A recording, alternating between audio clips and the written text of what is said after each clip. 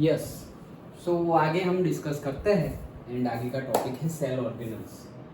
तो जैसे हमने पहले भी बात की थी कि जैसे हम हैं और हमारे डिफरेंट डिफरेंट फंक्शंस, ब्रीदिंग के लिए, ब्लड पंप करने के लिए, डाइजेशन के लिए, ओके, स्टेबिलिटी के लिए, रिप्रोडक्शन के लिए, सबके लिए ही अलग अलग ऑर्गन्स हैं। वैसे ही एक सेल के पास भी डिफरेंट डिफरेंट फंक्शंस करने के लिए डिफरेंट डिफरेंट ऑर्गन्स है, उनको हम क्या नाम देंगे? ऑर्गेनल्स। डन। तो उसी के बारे में पढ़ने जा रहे हैं हम, सेल ऑर्गेनल्स। वैसे बहुत सारे होते हैं लेकिन हम मेनली 6 सेल ऑर्गेनल्स के बारे में पढ़ने वाले हैं। ओके, ज्यादा कुछ नहीं, थोड़े जो हमारे है मतलब जो सिलेबस में है उतना हम डिस्कस करने वाले हैं। बट ऐसा नहीं है कि ये ही और है सेल ऑर्गेनल्स, नहीं, और भी है, लेकिन हमारे सिलेबस में ये सेल ऑर्गेनल्स गिवन है। चलो, every cell has a membrane around it to keep its own content separate from the external environment. ये तो हमने देखा कि सारे सेल की भी मेम्ब्रेन है। क्यों? क्योंकि उसका कंटेंट दूसरे के साथ मिक्स ना हो जाए। सेल मेम्ब्रेन तो है ही, न्यूक्लियस है तो न्यूक्लियस की भी मेम्ब्रेन है। और हमने देखा था लास्ट क्लास में कि जो सेल ऑर्गेनल्स होंगे वो सारे सेल ऑर्गेनल्स की भी मेम्ब्रेन है, क्योंकि सेल ऑर्गेनल्स के भी जो कंटेंट है वो एक दूसरे के साथ और साइटोप्लाज्म के साथ मिक्स ना हो जाए। Okay, then large and complex cells including cells from multicellular organisms, मतलब लार्ज जो बड़े हो और कॉम्प्लेक्स सेल हो, जैसे कि हमारे जो सेल है वो मल्टीसेल्युलर ऑर्गेनिजम्स के, need a lot of chemical activities to support their complicated structures and function. मतलब जो लार्ज और कॉम्प्लेक्स सेल्स होते हैं, जैसे कि हमारे ह्यूमन सेल्स और से एनिमल सेल्स, प्लांट उतने ज्यादा कॉम्प्लेक्स नहीं होते। ओके, अगर कॉम्प्लेक्सिटी की बात करें तो ह्यूमन के सबसे ज्यादा कॉम्प्लेक्स, ओके, फिर एनिमल एंड फिर प्लांट। ओके, सो जो लार्ज और कॉम्प्लेक्स सेल होते हैं उनके फंक्शंस के लिए, ओके, बहुत ज्यादा केमिकल एक्टिविटीज की रिक्वायरमेंट है। ओके, केमिकल एक्टिविटीज की रिक्वायरमेंट है to support their complicated structures and function.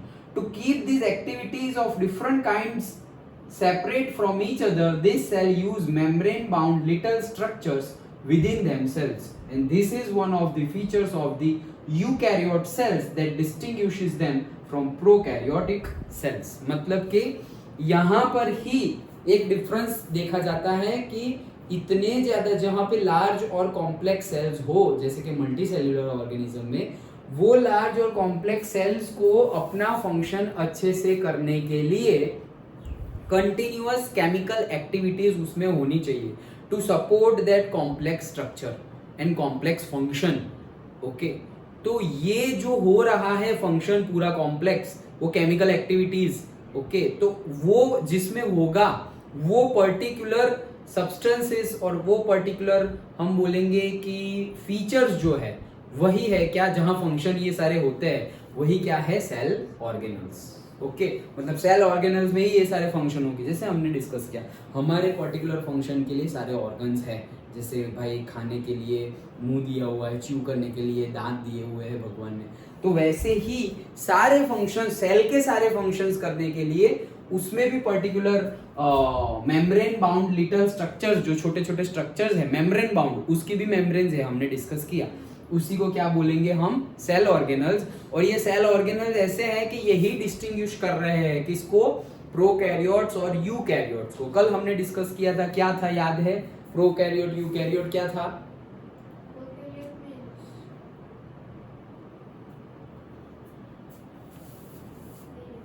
Nucleus की बात थी कुछ, क्या था वो? नहीं, मतलब न्यूक्लियस नहीं, न्यूक्लियस के टॉपिक के अंदर हमने देखा था प्रोकैरियोट्स और यूकैरियोट्स, जिसमें वेल डिफाइंड न्यूक्लियस नहीं है, जिसमें वेल डिफाइंड न्यूक्लियस नहीं है और न्यूक्लियस मेम्ब्रेन भी नहीं है। ओके, तो वो क्या था हमारा? प्रोकैरियोट्स। और यूकैरियोट्स में वेल डिफाइंड न्यूक्लियस है, न्यूक्लियर मेम्ब्रेन है, सब कुछ है। अंडरस्टूड? ओके, तो ये भी एक डिफरेंस है क्या, कि well defined membrane bound little structures होंगे, वो क्या है?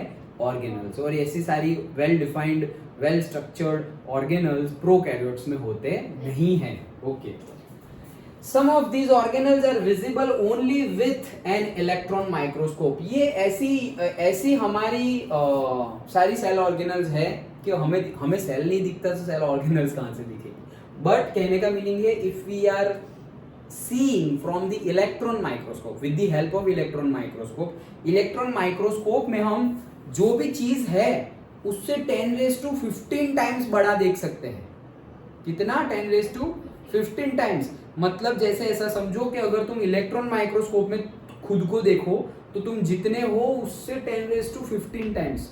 मतलब अगर तुम्हारी हाइट होगी से 5 फीट तो 5 फीट की जगह कितना होगा? 5 × 10⁻15 फीट. कितनी बड़ी वी कैन नॉट सी. मतलब तो फिर इतना ज्यादा हम क्यों लेंगे? वो एकदम छोटे जो हमें आंखों से दिखाई नहीं दे रहे वो दिखाई दे उसके लिए इलेक्ट्रॉन माइक्रोस्कोप यूज करते हैं. ओके, अगर हम इलेक्ट्रॉन माइक्रोस्कोप से खुद को देखें तो मतलब इतनी बड़ी फिगर हो जाएगी कि हम एक्चुअल में देख ही नहीं पाएंगे. Okay, so like that we have talked about the nucleus in a previous section. Some important examples of cell organelles which we will discuss now are, तो उनके examples हम देखते हैं. देखो, एंडोप्लाज्मिक रेटिकुलम. क्या नाम है? Endoplasmic reticulum. ओके, चलो आगे. Golgi apparatus. क्या? Golgi apparatus. Then next lysosomes. Then mitochondria and plastids. And what? Plastids. Done. फिर से कौन सा? Endoplasmic reticulum, then Golgi apparatus, then mitochondria, lysosome and plastids. Done. Okay, चलो. They are very important because they carry out some very crucial functions in the cell. Yes, वो तो important है. हमने बोला ना भाई, जो फंक्शन है कॉम्प्लेक्स फंक्शन है, ओके, वो करने के लिए ही तो ये स्ट्रक्चर्स है, तो इंपॉर्टेंट तो है ही. यस, तो फर्स्ट ऑर्गेनल्स के बारे में डिस्कस करते हैं. ये थोड़ा इंट्रोडक्शन था सेल ऑर्गेनल्स के बारे में. डन. अब सेल ऑर्गेनल्स के बाद हम डिस्कस करते हैं एंडोप्लाज्मिक रेटिकुलम. हमारा जो फर्स्ट सेल ऑर्गेनल है, वो सेल ऑर्गेनल का इंट्रोडक्शन समझ में आ गया. ज्यादा कुछ था नहीं. मतलब जो हम जो फंक्शन करते हैं उसके लिए हमारे पास ऑर्गन है, वैसे ही सेल जो फंक्शन करते हैं उसके लिए उनके पास क्या है? सेल. और उनके भी ऑर्गन्स है. उनके ऑर्गन्स को ही हम क्या बोलते हैं? Cell organelles. और ये सेल ऑर्गेनल्स कहाँ पे? यूकैरियोट्स में होते हैं, प्रोकैरियोट्स में नहीं होते हैं. यूकैरियोट्स प्रोकैरियोट्स का डिफरेंस हमने पहले भी एक देख लिया था. क्या?